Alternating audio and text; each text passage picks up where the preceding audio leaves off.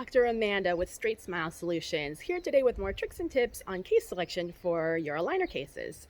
So my suggestion is always to pick a pretty simple case initially, but I think my definition of pretty simple and maybe a general dentist definition of pretty simple are a little bit different. So let me give you some suggestions of what to look for.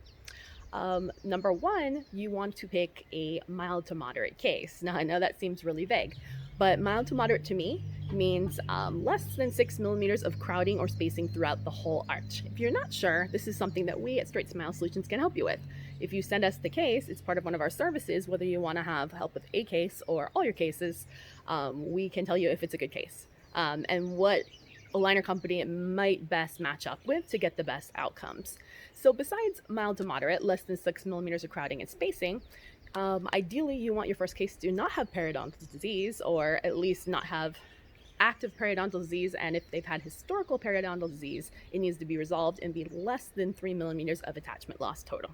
So a lot of times the biggest mistakes I see doctors do is they'll start a case that had a lot of attachment loss and then the teeth don't move as predictably or as well, and they tend to do all kind of weird things, and that's more advanced. So I would pick all your initial cases to not have periodontal disease, which can be tricky in a general dental practice, so to find those type of cases.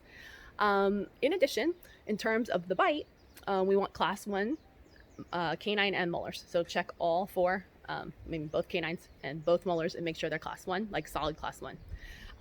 In addition, in terms of the front bite, this is kind of you can see my hands. So we want to have no overbite. You shouldn't have overjet if you're class 1, so we should take that out. But in terms of overbite, we don't want deep bites and we don't want open bites. So in terms of what's acceptable, you got to keep in mind if you're got a crowding case and you're going to, unless you're going to do a ton of IPR, in order to resolve a crowding case, you're going to expand and procline, right? If you procline, of course, you can only procline if you don't have periodontal disease. So we have to put that in there. So that gives us more options. But if you procline, it's going to open the bite, okay? Because if you're like this, okay, let's say we're like this, right? And then we resolve the crowding, it's going to open the bite, which may not be favorable. So you have to look at the case, and if it's got crowding and you've already got an edge-to-edge bite, or a 0 millimeter in terms of vertical, then you're going to go open, and which is one of the biggest mistakes that a lot of direct-to-consumer companies have, is they don't take that into account. All they're doing is straightening, and because they don't do IPR, they're blowing it all forward. So if the patient does have attachment loss, which is impossible to tell, sometimes you can tell clinically because you can see dentin, but you can't see attachment loss that's not radiographic and not visual, right? So that's why sometimes those cases don't work predictably.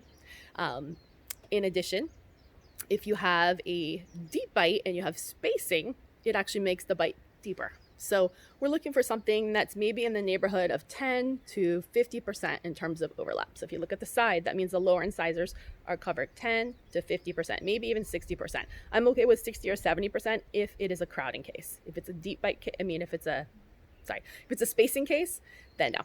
So then we want to be a little more shallow, okay? If it's a crowding case, then you can be a little bit deeper, but you wouldn't want to be at like 5%, because then it'll be like that when you finish, unless you do a lot of IPR. So hopefully that gives you some tricks and tips. In addition, I would recommend picking a case that had third molars already extracted, because that makes things way easier, because it tends to complicate things as well. Definitely not impacted and definitely not erupted, because remember, anytime that you have erupted third molars and you're doing ortho, you have to capture them in the impression or the scan, which makes fit issues more tricky.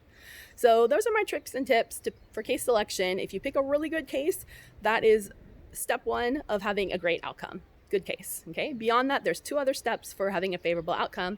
The second one would be the treatment plan. So whoever is your treatment plan designer, be it Align Technology, ClearCorrect, or White Label, one of the treatment planning companies that can do it for you, it needs to be a good one. And some of them I can promise you it'll be good, and some of them I can't promise you it'll be good, because it depends on how good your treatment planner is, and you may not know you don't know who your treatment planner is for the most part. Some companies you will know the name of your treatment planner and their experience and their skill set, and you let them know what you want.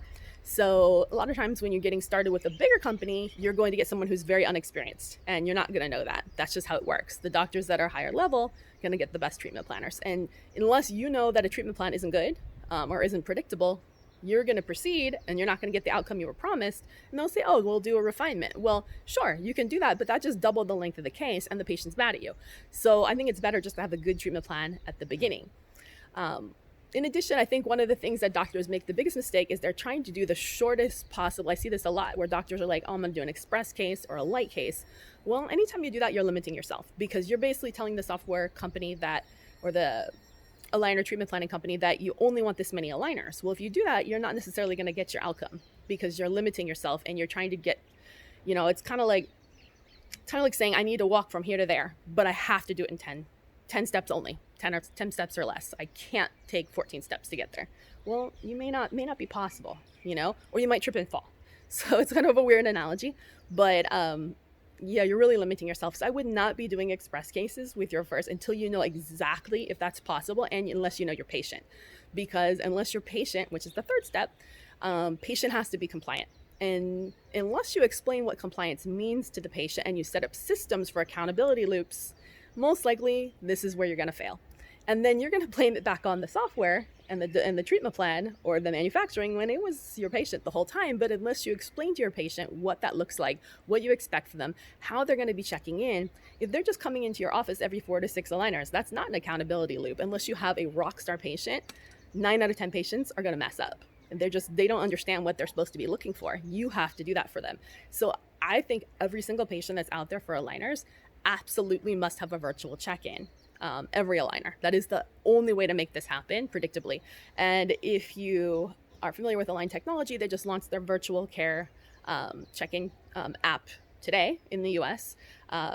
I just got trained today. I'm pretty excited about it. There's pros and cons to their program. It is free at the moment for only Invisalign cases and only Invisalign doctors, not in any other cases, but only at the moment. So, but you should watch my video on that, because I had a lot of concerns about it, and I don't know if that's the best way to go. Personally, I think all of your patients should be, all on one platform and not have some going with the Align, some patients that may be going with a different check-in app. It just makes it confusing for your team. If all your ortho cases aren't on just one, it's just way better just to have one standard platform that you can use for a phase 1 case, an expander case, a white label aligner case, a clear correct case, an Invisalign case, a braces case, and whatever, everything, right? So, all right, that's what I have to tell you today. Hopefully that was helpful. Don't forget to subscribe to our YouTube channel. Click the button below so we can teach you as much as possible. We have lots of great advice. Don't forget to go to gpwebinar.com to see all of our archived webinars. We have stuff on $15 aligners, white label aligners, phase 1, IPR. We have a lot of great videos in there. What else?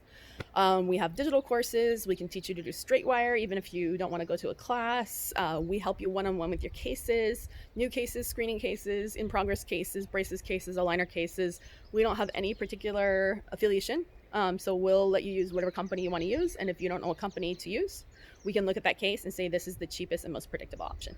All right. Thanks so much. Have a good one.